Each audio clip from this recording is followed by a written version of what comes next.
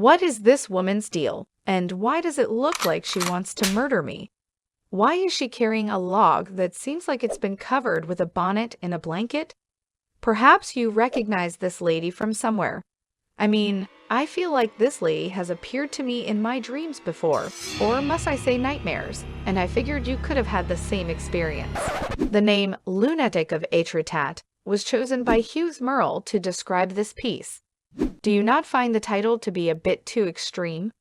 Hopefully, the fact that it's also been termed la folle, the idiot or a mad lady, in French is of some comfort. In all honesty, they aren't much better. The woman's big red eyes gave me the creeps the first time I saw this artwork.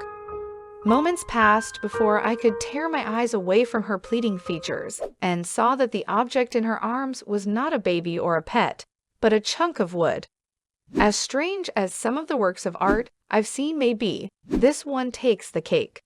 Once the first shock wears off, the terrible sentiments of grief and despair that accompany the look become overwhelming.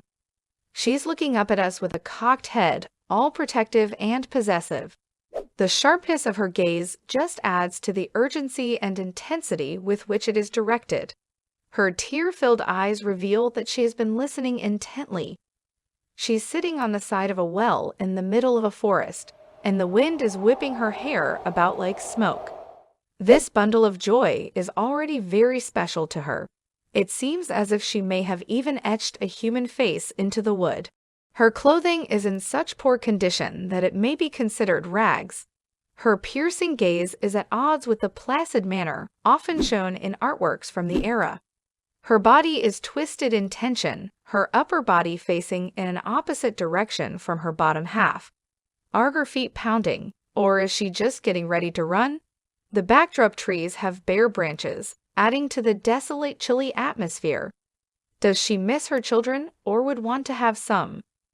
Since Merle is famous for his touching and often tragic sequences with moms and their children, any interpretation might be correct. Yes, he really excels at depicting pain. Despite the woman's seeming poverty, her hands are spotless and the focus of the picture. It's almost as if Merle wants us to examine this particular feature of the woman's anatomy. The choice to make them relatively delicate belies the fact that he could have just as easily made them drab and dusty, maybe even clenched, to contribute to the tension atmosphere of the work. Perhaps he is using their glowing, spotless skin as a symbol of good health and potential for offspring by showcasing them in this manner. Do you know who this young lady is? The odds are low, though he had widespread acclaim during his lifetime.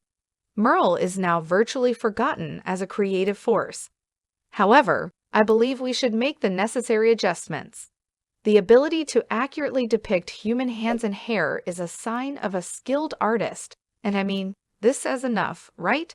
This painting's alternative French title, La Folle, literally translates to the idiot or mad lady in English, and so raises questions about how mental illness is seen and handled in society. Around this time, in 1870s France, there was a fascination with a disorder termed hysteria, which they thought at the time mostly afflicted women. This coincided with the emergence of psychiatry as a medical specialty in the 19th century. The Greek word hystera, which means uterus, is where the English word hysteria is derived from. Hospitals in the 1870s housed thousands of mentally ill women, and the diagnosis of hysteria was given to individuals who displayed symptoms like agitation, irritability, fainting, or a predisposition to make trouble. As the woman is depicted alone, could this painting symbolize the danger that mental illness poses to the fertility rate and the family structure at a time when there was grave concern about the declining fertility rate in France, which led to a slower rate of population growth throughout the century relative to the rest of Europe? Is the prevailing attitude about mental illness supposed to make it clear that this lady will never be able to achieve her dreams of having a happy family life? Perhaps it isn't too far-fetched, but the thing that intrigues me most about this picture is how Merle compels us to stare directly into the eyes of a lady who is notoriously unpleasant to look at. What do you think about this woman? Do you know who is the girl with the pearl earring? Click here to find out.